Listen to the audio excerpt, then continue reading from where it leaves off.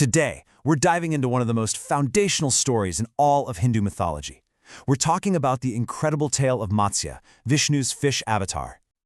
I mean, think about it. What if the world's savior wasn't some mighty warrior, but a fish? It's a pretty wild thought, right? We're so used to heroes with swords and shields, but this story just flips that idea on its head from the get-go.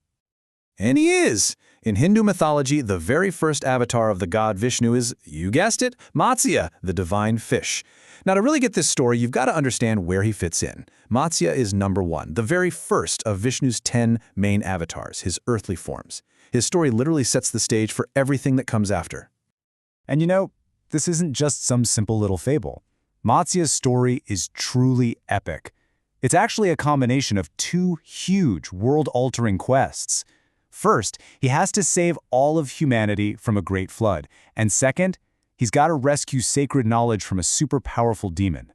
So yeah, let's break both of those down.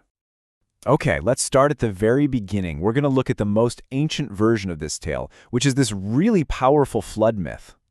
This line right here, "Protect me and I will save you," it comes from one of the oldest Hindu texts. And what's so cool about it is that it's not a command from a god. It's more like a mutual promise, a pact between a man and this mysterious little fish. The story itself is it's so beautifully simple. You've got Manu, who's basically the first man, the father of humanity, and he shows compassion. He finds this teeny tiny fish and decides to protect it. He moves it from a little pot to a ditch, and eventually, as it grows impossibly big, he takes it all the way to the ocean. And that one simple act of kindness, it gets repaid on a cosmic scale. The fish, now absolutely huge, warns him about a world-ending flood, tells him to build a ship, and when the flood hits, it guides his boat to safety in the Himalayas. It literally saves humanity so life can start all over again. But here's the really crucial part. In this original telling, the fish is clearly a powerful, divine savior, but it's anonymous. It isn't named. It's not yet linked to Vishnu or even to the creator god Brahma. That identity, that comes much, much later. And it's a perfect example of how these incredible myths can grow and evolve and merge over centuries. So that's the big question, right? How did this unnamed fish go from a standalone hero to a central figure in Vaishnavism, becoming one of the most important avatars in the entire Hindu pantheon? Well, first things first, we've got to talk about what an avatar actually is. The Sanskrit word avatara literally means descent. It's this core idea that a deity, in this case Vishnu, comes down to earth in a physical form. And why? To restore cosmic order, to fix some great imbalance in the world. And you can actually see this evolution play out over time. Way back in the Vedic era, it's just an unnamed divine fish. Then, in the epic era of the Mahabharata, it gets identified with Brahma, the creator god. But the final step, in the Puranic era, is the big one. The fish becomes fully established as the first avatar of Vishnu. Now, this isn't just a simple name change. This reveals a huge shift in the religious landscape of ancient India. The followers of Vishnu did something absolutely brilliant. They took this incredibly popular, ancient story and absorbed it into their tradition.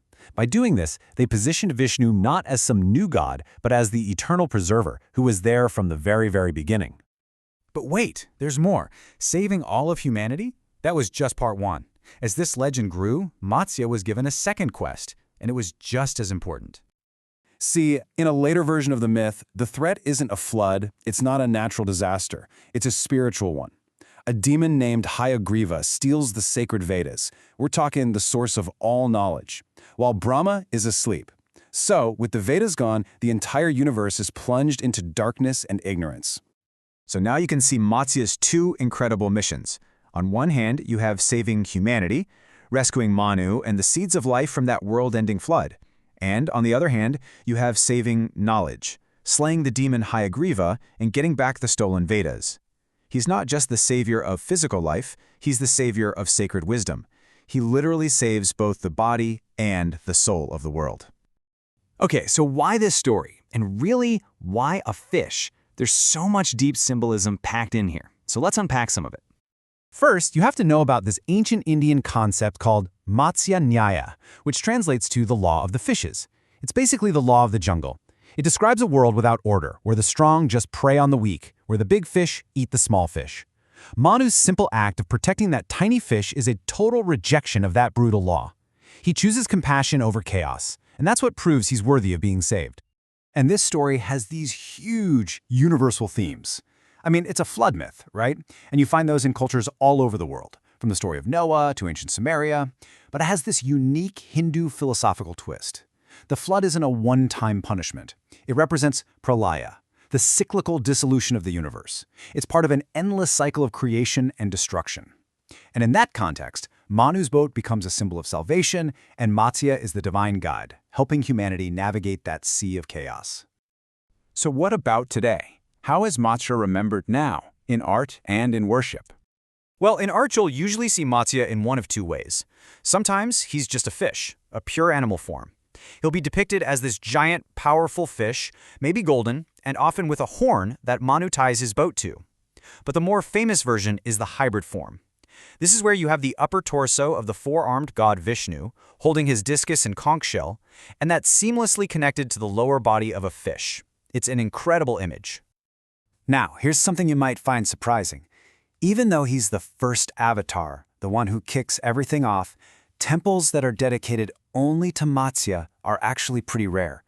You'll definitely see his image in larger Vishnu temples, but standalone shrines dedicated just to him, they are few and far between, which makes them really special places when you do find one.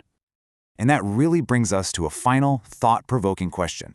What does it mean that this foundational hero, the very first one, is a protector, not a conqueror? Think about it.